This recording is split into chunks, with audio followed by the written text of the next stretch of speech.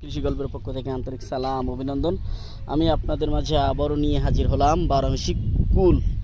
এই যে দেখতে পাচ্ছেন, এগুলো কিন্তু সবই হচ্ছে আপনার 12 কুল। গাছে কিন্তু সব আপনার মুকুলে ভরা।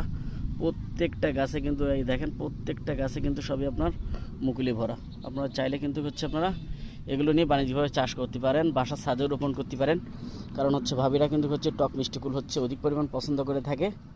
আপনার হচ্ছে যারা শহরতলিতে বসবাস করছেন তারাও কিন্তু হচ্ছে 2-5 পিস করে গাছ নিয়ে হচ্ছে রোপণ করতে পারেন।